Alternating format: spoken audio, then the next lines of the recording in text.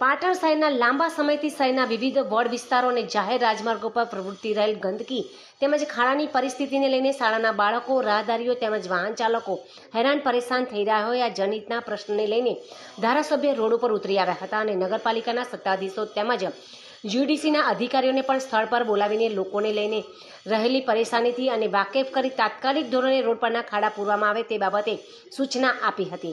ધારાસભ્ય કાર્યાલય ખાતે નગરપાલિકાના ચીફ ઓફિસર તેમજ એન્જિનિયર અને જીયુડીસીના પ્રતિનિધિ અને રેલવે ઓવરબ્રિજના કોન્ટ્રાક્ટર ઉપસ્થિત રહ્યા હતા। તેમની સાથે ધારાસભ્યે ચર્ચા વિચારણા કરી હતી। ત્યારબાદ અહીંના બ્રિજ નીચેની સ્થિતિ અંગે ધારાસભ્યે તેમના સમર્થકો અને અધિકારીઓ સાથે સ્થળ નિરીક્ષણ પણ કર્યું હતું।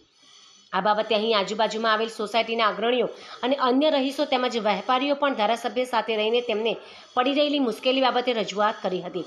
તો કેટલીક સોસાયટીઓમાં વરસાદી પાણી અને રોડના મુદ્દાને લઈને રહીશોએ રજૂઆત બાબતે ચીફ ઓફિસરને જણાવ્યું હતું કે સોસાયટીના આંતરિક રસ્તા બાબતે 70-20-10ની યોજના અંતર્ગત આગામી સમયમાં કામગીરી હાથ ધરાશે।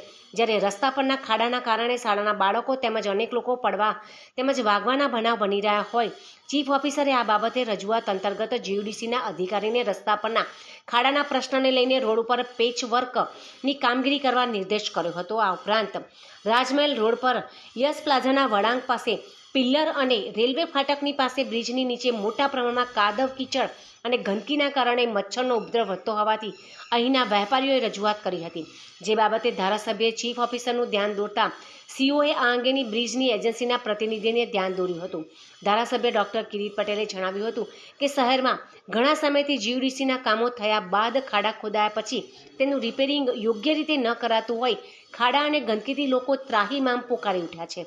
જેથી આ બધી સમસ્યાનું કેટલા સમયમાં નિરાકરણ આવશે એ બાબતે નગરપાલિકાના ચીફ ઓફિસર તેમજ જીયુડીસીના અધિકારીઓને બોલાવ્યા હોવાનું જણાવ્યું હતું। આજે ખાસ બે બાબતો માટે મેં આપ સૌને એટલા માટે બોલાવ્યા છે કે પાટણ શહેરની અંદર છેલ્લા ઘણા સમયથી જીયુડીસીના જે કામો થઈ રહ્યા છે એ કામો થયા પછી ખાડા ખોદ્યા પછી એને રિપેર કરવામાં આવતા નથી। શહેરની અંદર ગંદકી અનેક ઠેર ઠેર ખાડાઓના લીધે લોકો ત્રાહિમામ થઈ રહ્યા છે। મારી ઓફિસની સામે જે આ રેલવેનો બ્રિજ બની રહ્યો છે એની નીચે પણ જે રીતે ખાડા પડ્યા છે ને આજુબાજુની સોસાયટીના રહીશો હેરાન થઈ રહ્યા છે। એના બાબતે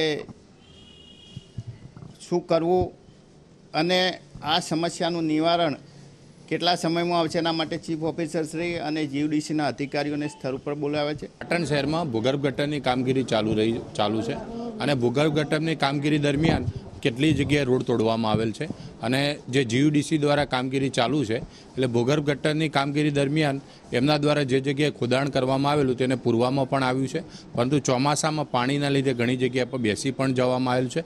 એટલે જે જગ્યાએ રોડ ખરાબ હોય એ જીયુડીસીના અધિકારીઓ અને નગરપાલિકાના એન્જિનિયર દ્વારા સર્વે પણ કરવામાં આવેલ છે અને જે જગ્યાએ જીયુડીસી દ્વારા ગટરના લીધે રોડ રસ્તાને નુકસાન થયેલું હતું તેને રીસર્ફેસ કરવાની કામગીરી પણ કરવામાં આવેલ હતી, પરંતુ કોઈ જગ્યાએ રહી જવા પામેલ હોય તેનું પણ ફરીથી જીયુડીસીના અધિકારી અને નગરપાલિકાના એન્જિનિયર દ્વારા સર્વે કરવામાં આવશે અને જે જગ્યાએ ભૂગર્ભ ગટરના લીધે રોડ રસ્તાને નુકસાન થયેલું હશે કે કોઈ પણ ખાડા હશે તેને નગરપાલિકા અને જીયુડીસી દ્વારા તુરંત પૂરવામાં આવશે। પાટણ શહેરની અંદર જે જગ્યાએ ખાડા છે તે અમે અમારા એન્જિનિયરે તમામે નગરપાલિકા વિસ્તારમાં સર્વે કરેલ અને હાલમાં ખાડા પૂરવાની પણ કામગીરી ડેલી ચાલુ છે અને પબ્લિકની જે જગ્યાએ ખાડા બાબતની સમસ્યા આવે તુરંત નગરપાલિકા દ્વારા રાત્રે પણ કામગીરી કરી એ ખાડા પૂરવાની કામગીરી કરવામાં આવે છે।